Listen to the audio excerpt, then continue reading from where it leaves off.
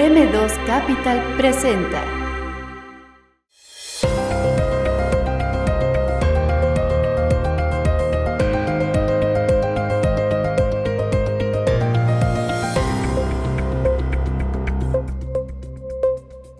Hoy nos acompaña en el programa Wilbert Gutiérrez.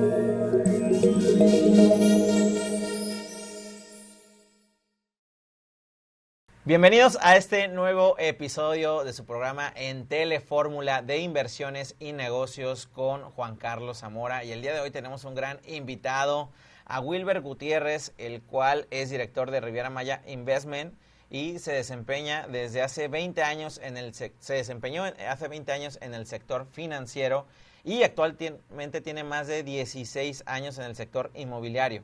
Ha sido un importante promotor de la diversificación de las inversiones en la Riviera Maya y en general en el estado de Quintana Roo a través de Riviera Maya Investment, empresa dedicada a la comercialización de bienes inmuebles, comerciales y residenciales en Cancún y la Riviera Maya.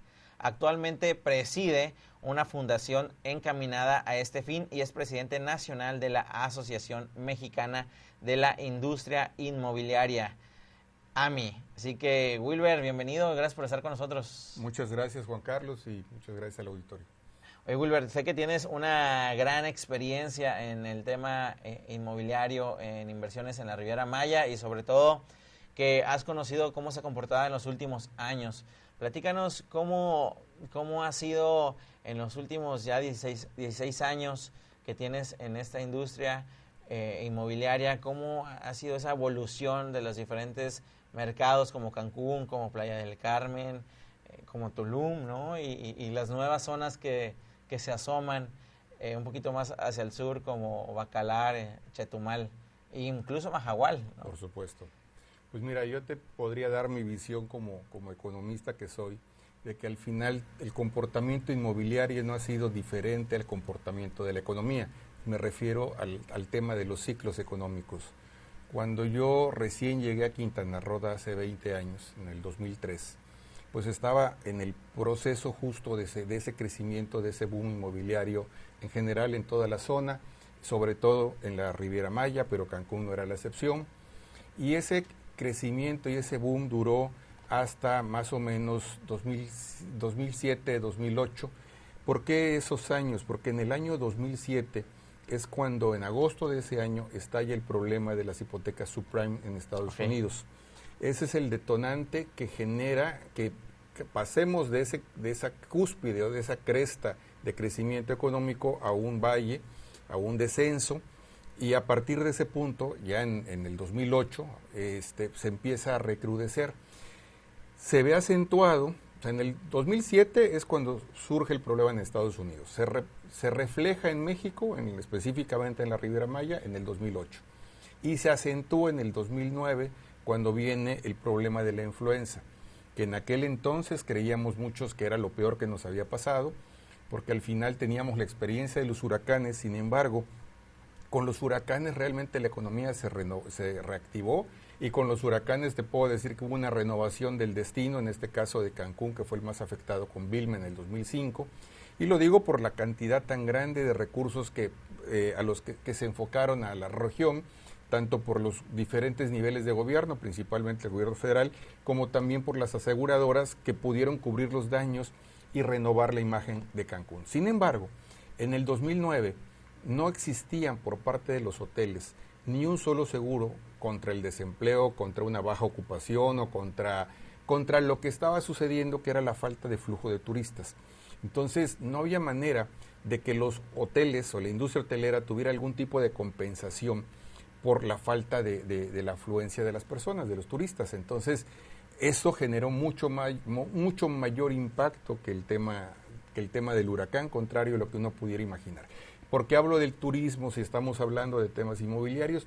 Porque existe una correlación directa entre la afluencia turística o los niveles de ocupación con relación a las ventas que se dan en la industria inmobiliaria. Es decir, cada vez que hemos tenido buenas temporadas turísticas, eso va aparejado también con una muy buena temporada en ventas. Entonces, Todos estos eventos que te estoy narrando, describiendo, generaron que durante los siguientes 5 años, del 2007 al 2012, tuviéramos una baja importante. Es decir, a pesar de que el tema de la influenza fue en el año 2009, todavía las consecuencias de esta, entre la influenza y el tema de las hipotecas subprime, se prolonga por varios años más, porque además habría que decir que en ese momento teníamos un sobreinventario en la región, teníamos un exceso de oferta y por lo tanto todo esto tardó en desplazarse. Es decir, todo lo que se estuvo vendiendo en ese periodo básicamente es lo que ya estaba construido, o sea, no hubieron obras nuevas. Y esto generó pues que durante esos años se hiciera una especie de ajuste, ¿no? La famosa mano invisible de la que habla Adam Smith fue la que se encargó de ajustar el mercado y que regresaran a sus niveles de precios, a sus niveles de oferta y a sus niveles de demanda adecuados. Hacia el año 2012 es cuando yo te podría decir que viene nuevamente un crecimiento o un repunte. O sea, llegamos a un bache, a la parte más baja del tema inmobiliario en los años 2010, 2011, pero es a partir del 2012 cuando empieza ese repunte, cuando por fin los primeros desarrolladores, valientes desarrolladores, agregaría yo, toman la decisión de nuevamente arrancar con la construcción e incluso salen con modelos distintos a los que se venían haciendo. ¿A qué me refiero? El tipo de vivienda que veíamos en la Riviera Maya, previo a esto que ya describimos, eran unidades de 2 y 3 recámaras, pero justamente en el 2012, con ya la entrada, digamos, de lleno de Airbnb en el tema inmobiliario, lo que se empiezan a construir son estudios y departamentos de una recámara, que sí existían antes, pero no en las cantidades o en las proporciones que se vinieron a construir posteriormente. Entonces, a partir del 2012 viene un repunte muy, muy fuerte en la construcción, que ese se prolongará hacia los años 2017, 2019 todavía. Todavía yo le pondría como límite 2019. O sea, entre el 2012 y 2019 viene un crecimiento muy fuerte, muy acelerado en Playa del Carmen, en Tulum, que empieza a mover y a despegarse también de manera muy importante, pero enfocados, insisto, a cierto modelo de negocios, que en este caso eran construir condominios que iban a servir para temas vacacionales.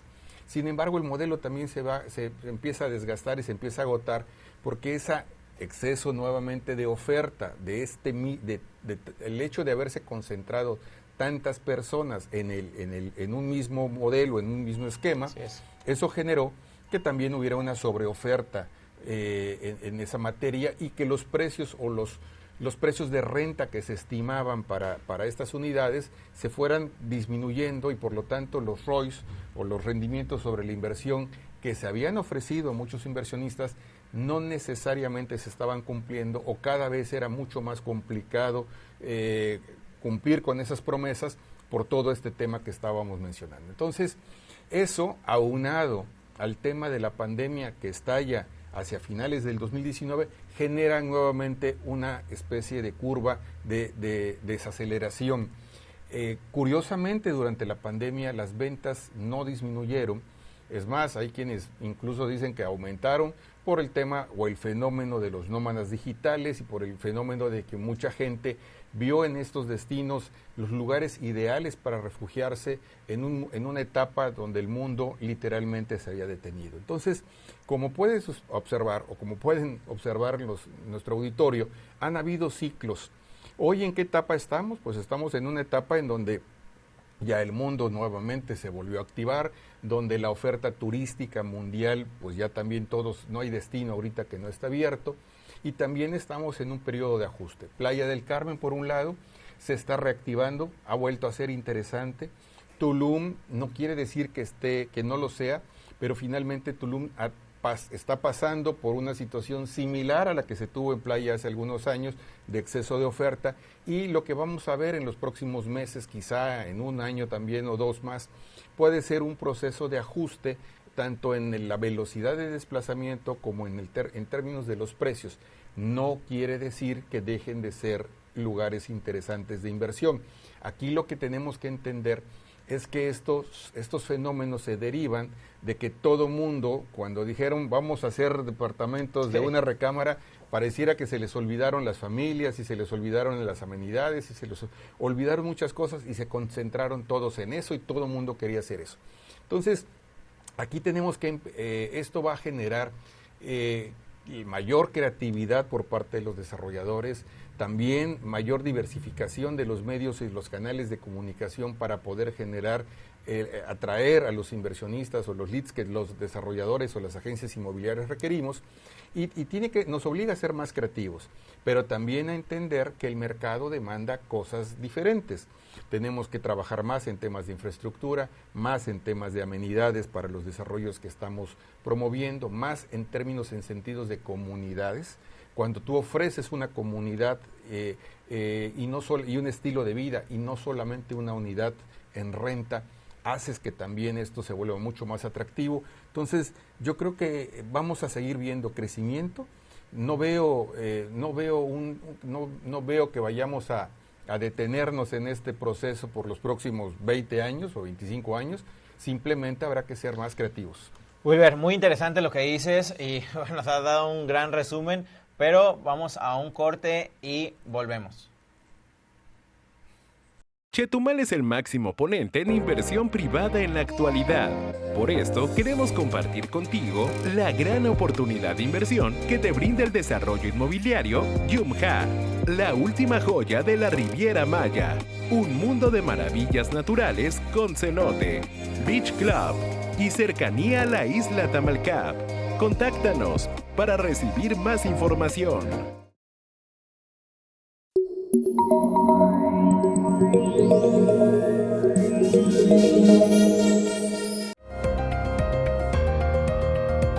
Facebook Juan Carlos Zamora. Instagram Juan Carlos Zamora.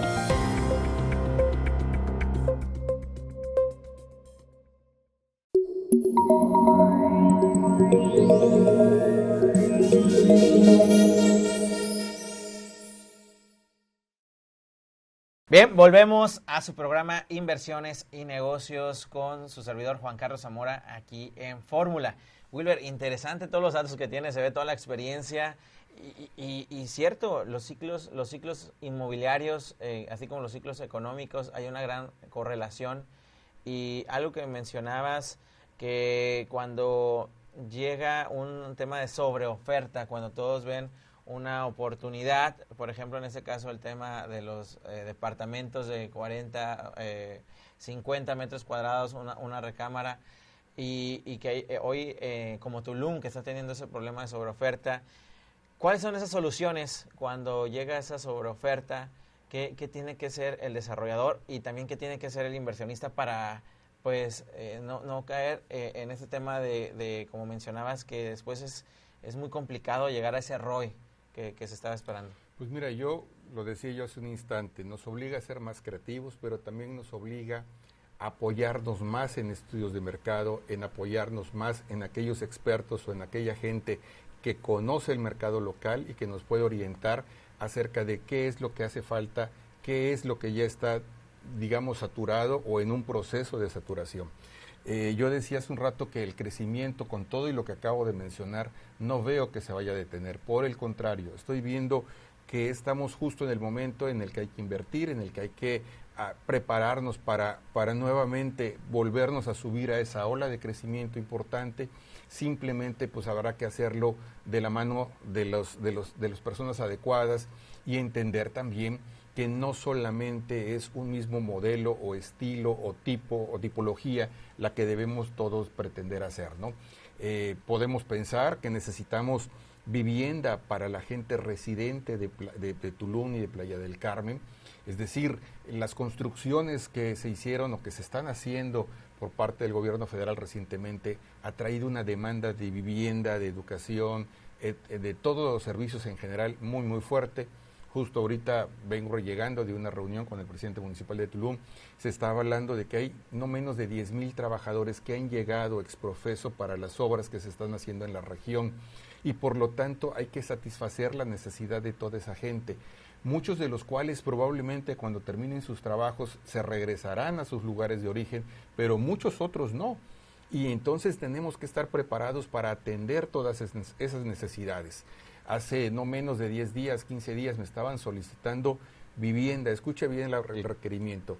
Tienes 500 departamentos, necesitamos hospedar a 1,000 ingenieros y arquitectos. ¿Cómo? Le digo, a ver, en algún momento yo pensé, antes de saber que eran profesionistas, bueno, pensamos que lo hemos visto, lo hemos solucionado en algunos otros lados, habilitando bodegas como campamentos, ¿no?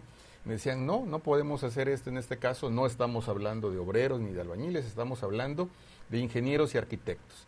Entonces necesitaban mandar a 1,000 personas en un periodo, en los siguientes días, en las siguientes semanas, ya yo asumo que ya estarán por acá, donde consigues tú 500 departamentos amueblados dentro del presupuesto que nos estaban pidiendo, que tampoco era un presupuesto tan alto, entre 10 y 13 mil pesos por unidad por mes, pero aviéntate, consíguete 500 unidades, propietarios, contratos. Un hotel no tampoco es factible, porque además estás hablando de justo del comienzo de la temporada alta, los hoteles también están saturados. Entonces, este tipo de situaciones son las que estamos viviendo cuando hay un crecimiento tan grande. Entonces, ¿qué te quiero decir? Señores, hay mucho más oportunidades de desarrollo y de inversión, o hay oportunidades que van mucho más allá de la construcción de los estudios o de los departamentos simplemente para renta de Airbnb. Entonces, aquí el tema es tener claridad, ver el bosque completo y no solamente una fracción del mismo, o sea, tener una visión mucho más completa. Hay zonas de crecimiento y desarrollo muy importantes en la región que no necesariamente están exploradas o que no necesariamente se les ha dado la difusión adecuada, y que haciéndolo correctamente podemos, insisto, tener crecimientos sostenidos y sostenibles por muchos años con un desarrollo cuidado. Wilber, lo que tú mencionas en los últimos meses, lo he visto en diferentes congresos donde mencionan que México, por ejemplo, ocupa 800,000 viviendas al año, por lo menos, y solamente se están haciendo 200,000. Y en una entrevista que también teníamos como invitado a Jorge Torres Landa, que también miembro de AMI, pues le decíamos, oye, pero es que la oportunidad está ahí, son 800,000 necesidades de vivienda al año, pero ¿por qué solamente se hacen 200,000 y no se aprovechan esa oportunidad? Y uno de los grandes retos tiene que ver con el tema de que la tierra cada vez es más cara. Llevar los servicios también a esa tierra se vuelve también cada vez más caro. Y pues las viviendas de interés social, platicábamos, los precios ya no son tan de interés social, ¿verdad? Y mucho menos en lugares como estos, ¿no? En los cuales pues prácticamente se vuelve, hay un tema de demanda, como bien lo dices, pero también se vuelve un tema complicado para el desarrollador hacer ese tipo de producto. ¿Qué opinas de eso?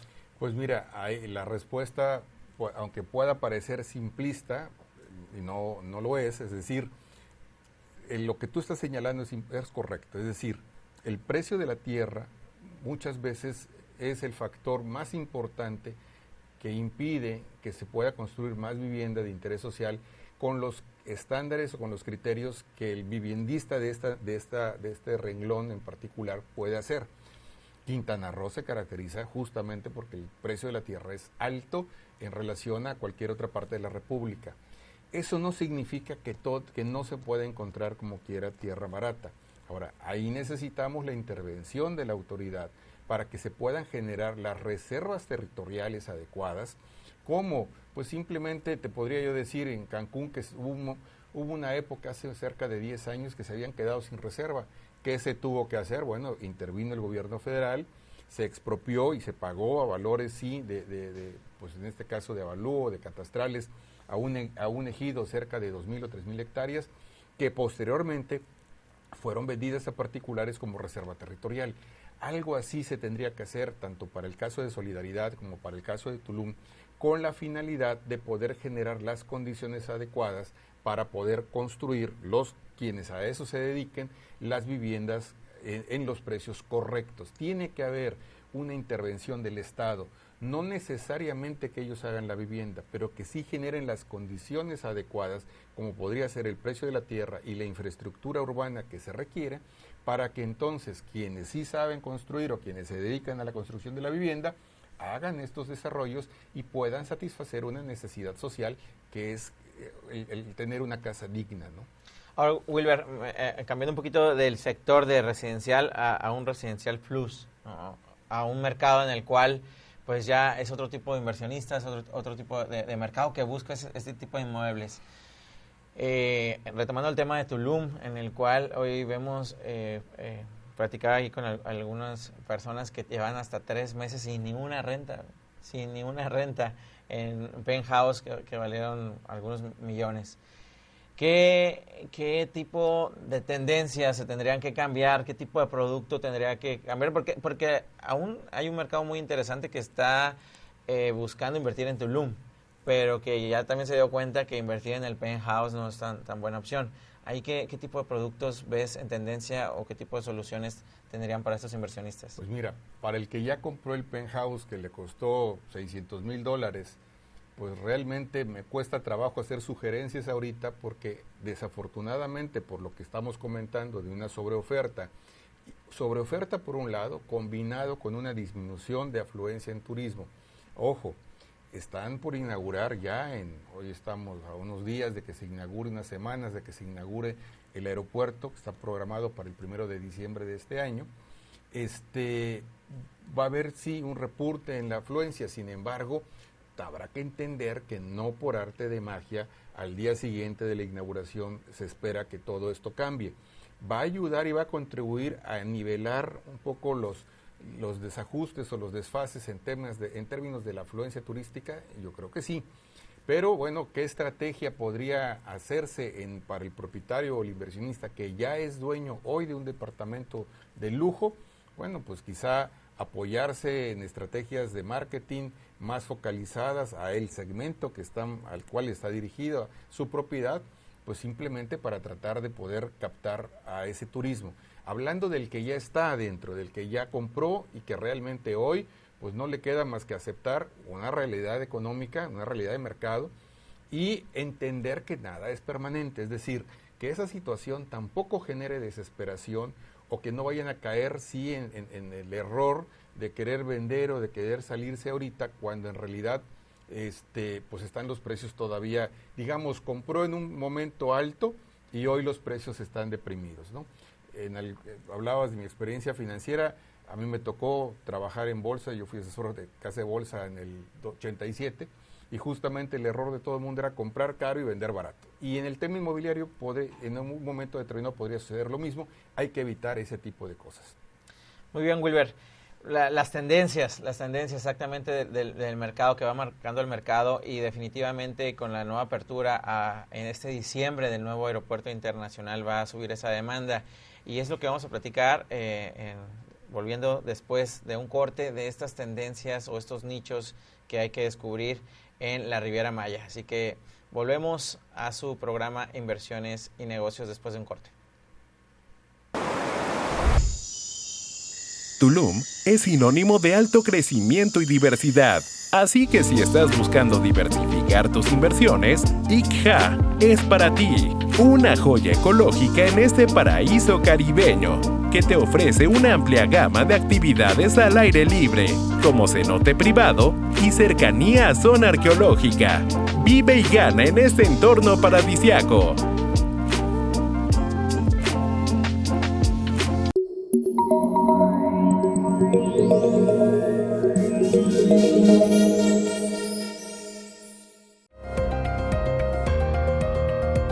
Facebook Juan Carlos Zamora. Instagram Juan Carlos Zamora.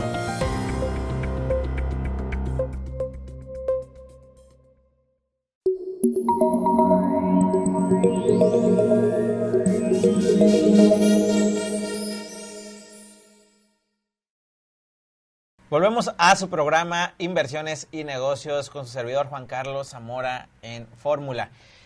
Y bien, Wilber, platicábamos sobre cómo descubrir nuevos nichos, nuevas tendencias para adelantarnos a esas oportunidades. ¿Cómo descubrirlas o cuáles son esas próximas tendencias, esas próximas oportunidades que ves en los próximos meses o años para la Riviera Maya? Pues mira, yo te diría, un poquito general o amplio, quizá en las respuestas de poder decir, oye, hay que atender las necesidades que hoy existen, digamos, los nichos no atendidos en temas inmobiliarios. Te podría decir que invertir en tierra siempre va a ser bueno, comprar terrenos, ya sea para construir vivienda, o ya sea para hacer otro tipo de proyectos. Estamos hablando de un crecimiento poblacional muy grande. Hay necesidades de salud, hay necesidades de educación, hay necesidades absolutamente de todo. Hay pocas escuelas. Digo, si me estás preguntando de oportunidades, yo te podría decir que hay oportunidades en el sector salud, en el sector educacional, en el sector servicios, en el sector logístico, en el sector industrial, en el sector comercial. No necesariamente todo tiene que ser comprar un departamento para renta, ¿de acuerdo? Ahora, hay necesidades de vivienda para la gente local. Podrían comprarse ya sean casas o departamentos, sí, pero orientados al mercado local, al mercado de largo plazo, que tiene retornos diferentes, valores diferentes de renta, sí, pero que eso no deja de ser negocio, no deja de ser una oportunidad. Justamente cuando me presentabas, pues mencionabas que una de las cosas que hemos manejado siempre ha sido la diversificación económica, y es real. O sea, yo en el año 2011 me tocó encabezar como director del Foro de Inversión de la Riviera Maya, un proyecto muy interesante donde participaron instituciones académicas, gobierno en sus tres niveles, instituciones como la ONU incluso, justamente promoviendo el tema de la diversificación. ¿Por qué? Porque estamos en un estado que es eminentemente turístico, en donde todo mundo se vuelca al tema turístico por un lado, y que yo no tengo nada en contra de eso. Pero justamente a raíz de la influencia del 2009, mi planteamiento era que teníamos que entender que teníamos que voltear a ver cosas diferentes al tema del sol y de la playa si queríamos tener una economía menos vulnerable que la que estábamos teniendo. 10 años después, seguimos igual, déjame decirte, muy poco ha cambiado en temas de diversificación. Hablando de la parte inmobiliaria, también hay una concentración muy fuerte, así como vemos con la concentración en la hotelería, o la concentración del turismo en la hotelería, de sol y playa. En el tema inmobiliario vemos la concentración en la construcción de vivienda residencial turística orientada a aquellos visitantes, que no está mal, pero se nos olvida entonces sectores como los que ya mencioné hace rato, el comercial, el educacional, el de salud, etcétera, etcétera, que eso está generando entonces oportunidades interesantes. A mí me ha tocado ser promotor del proyecto de la Central de Abastos y Centro Logístico aquí en Playa del Carmen, que ya se inauguró ahora a principios de octubre de este año, en su primera etapa, en una época en la que nadie hablaba absolutamente nada de ese tipo de temas. Bueno, nosotros pusimos sobre la mesa la necesidad de un proyecto de esa naturaleza, se lo propusimos y lo planteamos a un grupo de inversionistas que les gustó la idea, compraron la idea, ¿de acuerdo? Y los fuimos acompañando a lo largo de todo el proceso en la compra de la tierra, en las gestiones de sus permisos, ahora en la comercialización. Entonces, hoy encontramos, ahora que se ve como ya una realidad ese proyecto, dicen, oye, ¿cómo es que no se nos había ocurrido antes, no? Bueno, esa es justamente la capacidad que tenemos algunas personas y a la que tenemos que tener todos en general, de ver aquellas cosas que hacen falta para poder nosotros incursionar en ellas. Ahora, ¿cómo preparar también el tema del uso de la tierra, ¿no? Cuando existen pues áreas de oportunidad en el tema de los PDU, de los temas en el cual organizar exactamente ese tipo de oportunidades que mencionas, pero hay poca tierra que realmente tenga esos tipos de uso de suelo? Pues mira, aquí volvemos al tema de la organización y de la capacidad de organización o de la capacidad empresarial de cada quien. Si nosotros esperamos o dejamos que él sea la autoridad o el gobierno quien resuelva todo el tiempo las cosas, pues sí, estaremos sujetos a sus tiempos, a sus prioridades, a una serie de factores, ¿no? Nos tocó participar hace unos cuantos días, este fin de semana, con un grupo de empresarios justamente que están en conjunto, representan una cantidad bastante importante de tierra en un ejido que se llama Francisco Humay, y que de hecho en el caso de ellos específicamente se trata de un poblado, de fracciones de tierra que ya son propiedad privada en este caso. Sin embargo, carecen justamente del PDU. Ellos están comercializando, están haciendo proyectos muy bonitos, interesantes de venta de lotes y de terrenos. Me invitaron a participar y justamente mi primera observación fue, señores, antes de nosotros hacer o de ustedes hacer cualquier esfuerzo comercial, necesitamos darle certidumbre jurídica a los posibles compradores.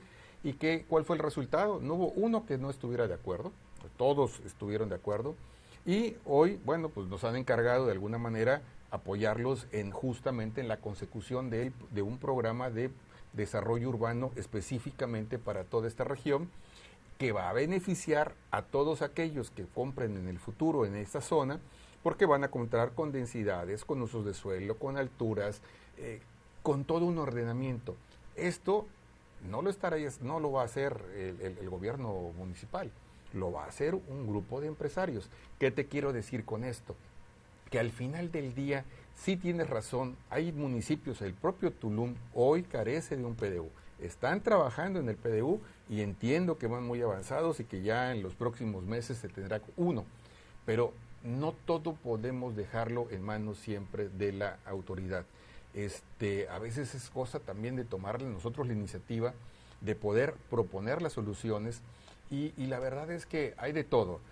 Afortunadamente hay de todo en el sentido de que no siempre cuando uno propone las cosas se nos escucha, pero en este caso por lo menos la experiencia que hemos tenido con las autoridades que hoy tenemos, tanto en los municipios de Solidaridad como Tulum, pues realmente los vemos muy receptivos y los vemos abiertos a colaborar y hacer las cosas en conjunto. Ellos están conscientes de sus limitaciones, pero también están conscientes que tienen muchas cosas que pueden hacer y que pueden coadyuvar a que generen las condiciones adecuadas para un desarrollo ordenado. Entonces, tenemos que aprovechar en el mejor de los sentidos esa disposición de las autoridades a hacer las cosas bien para que en conjunto con los empresarios que también deseen hacer las cosas bien, entonces podamos ir en un mismo sentido.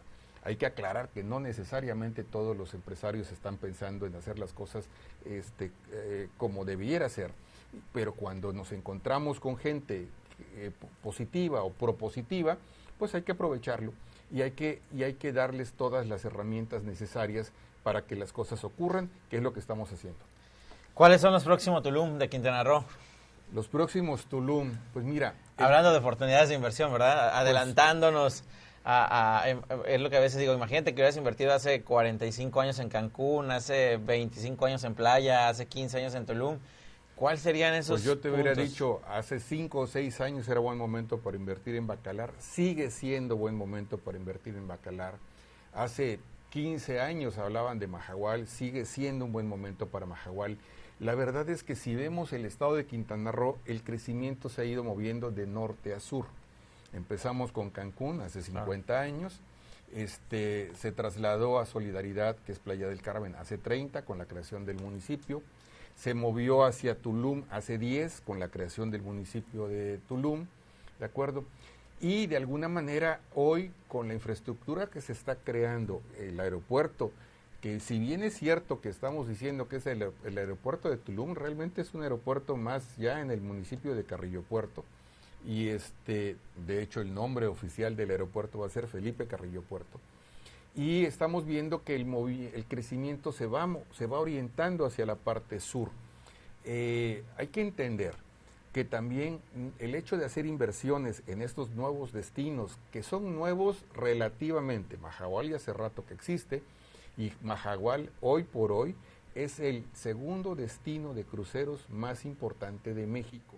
Desbancó a Los Cabos. Cozumel siempre ha tenido el primer lugar por muchos años. El segundo era Los Cabos. Bueno, Los Cabos ya pasaron al tercero, Mahahual ya tiene algunos años que por el número de cruceros que llegan está en segundo lugar.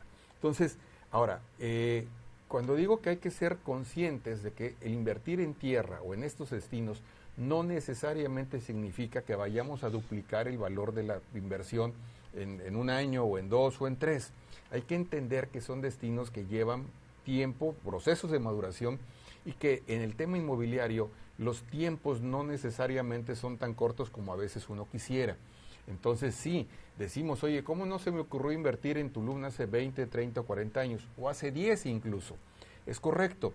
la verdad es que siempre va a ser un buen momento de invertir, porque lo que hoy nos parece caro, dentro de 10 años nos va a parecer barato, ¿de acuerdo? Algún amigo, muy buen amigo, el que estimo mucho, regiomontano, me decía en alguna ocasión, Facundo Quiroga, si me ve un saludo, me decía Facundo, Wilbert, las inversiones inmobiliarias son inversiones a prueba de tontos. ¿Por qué razón? Porque aún la peor inversión en el tiempo se ajusta y se vuelve buena. Excelente, muy bueno. Nos quedamos con eso, Wilber. Vamos a un corte y regresamos. Si estás buscando un reto para multiplicar tu capital en un 50, un 100, hasta un 200% más mediante inversiones de bienes raíces,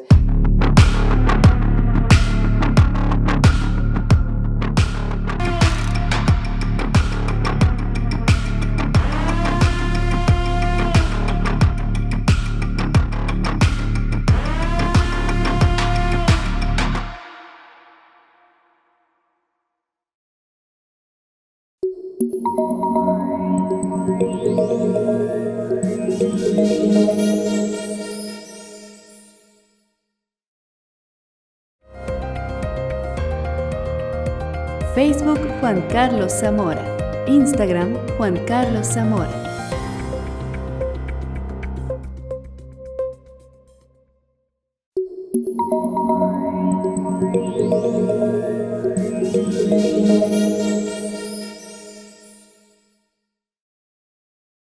Regresamos a esta interesante plática con nuestro gran invitado aquí en Inversiones y Negocios con su servidor Juan Carlos Zamora. Platicamos sobre las nuevas tendencias, sobre los nuevos nichos, pero también importante recordar, Wilber, con toda la experiencia, hoy en día está como presidente de la Asociación Mexicana de la Industria Inmobiliaria. Platícanos un poquito de lo que hace la asociación y has estado en diferentes también cámaras, tienes todo ya una experiencia en asociaciones y cámaras. Platícanos la importancia de los inversionistas o empresarios de acercarse a esas asociaciones. Pues mira, AMI, como bien dijiste, que es la Asociación Mexicana de la Industria Inmobiliaria, nace el 31 de agosto del 2015. Tu servidor es el presidente fundador. Es una organización de carácter nacional que nace en Playa del Carmen, ¿de acuerdo? Pero justamente nace como consecuencia de la promulgación de la Ley de Prestación de Servicios Inmobiliarios en el estado de Quintana Roo en ese año.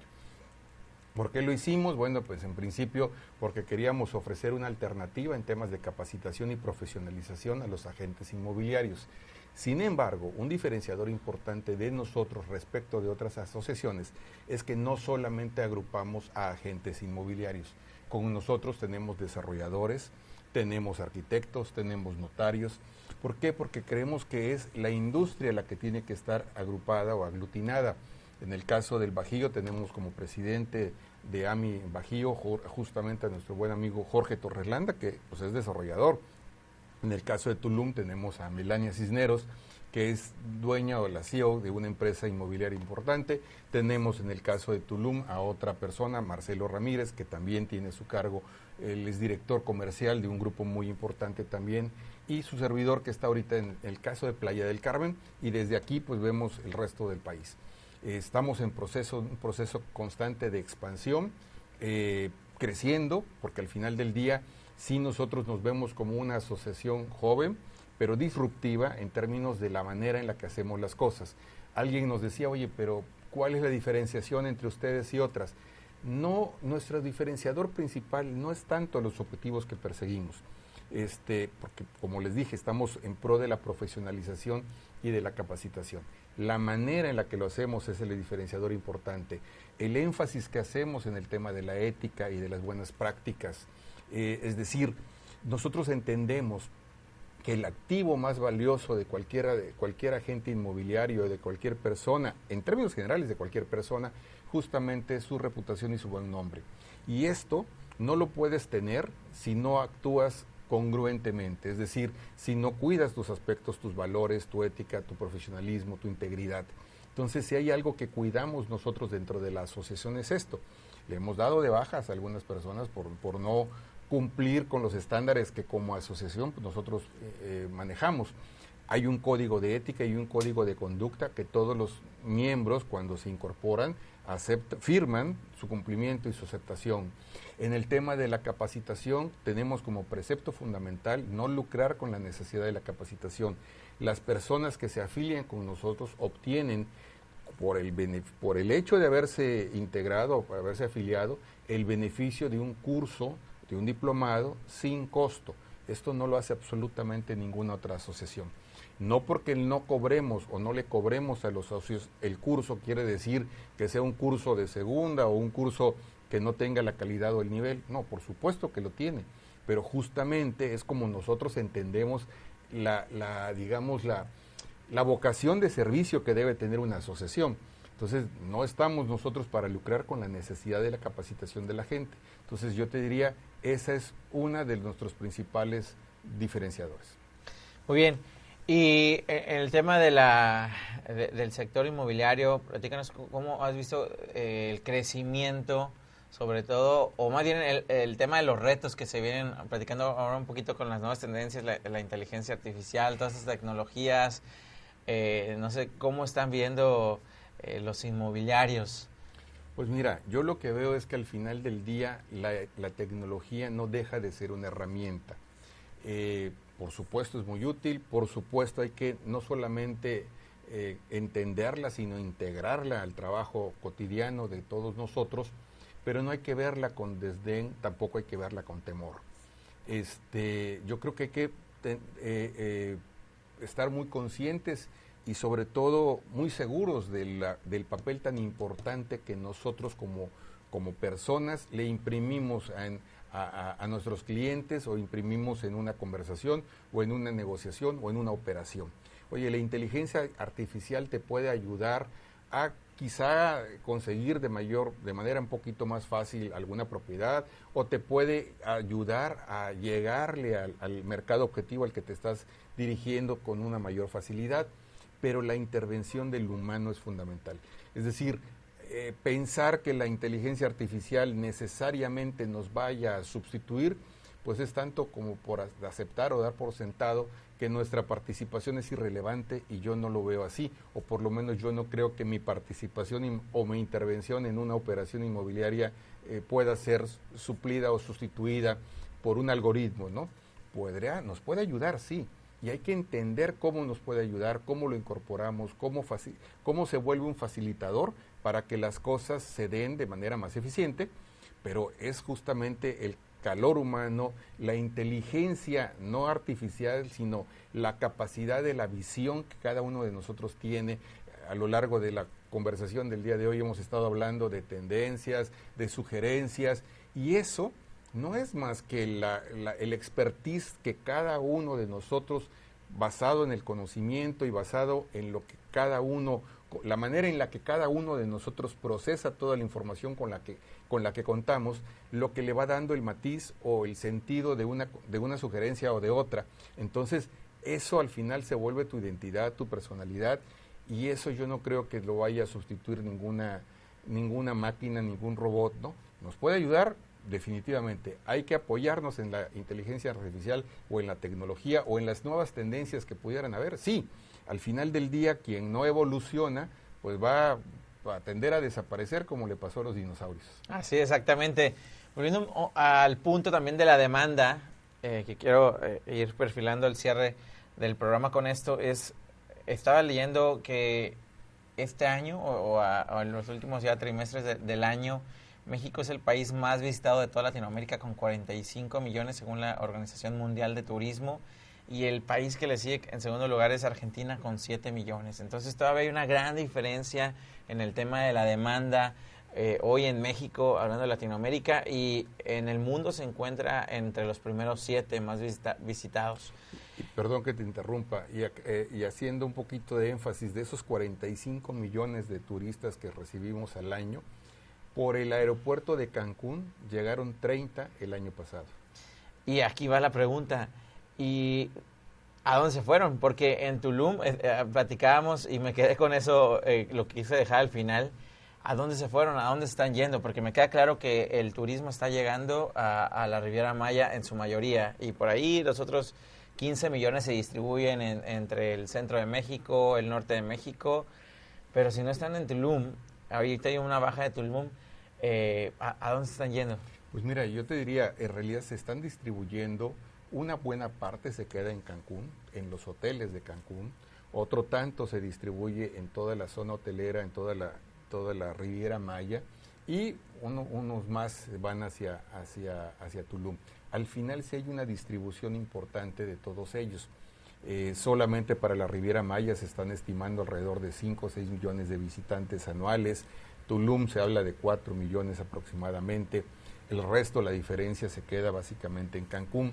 Ahora, aquí la cuestión es que muchas veces no necesariamente la derrama económica se refleja en todos los bolsillos o en todas las ramas de la economía, porque hay una concentración muy importante de estos turistas en cadenas hoteleras que ofrecen todo incluido.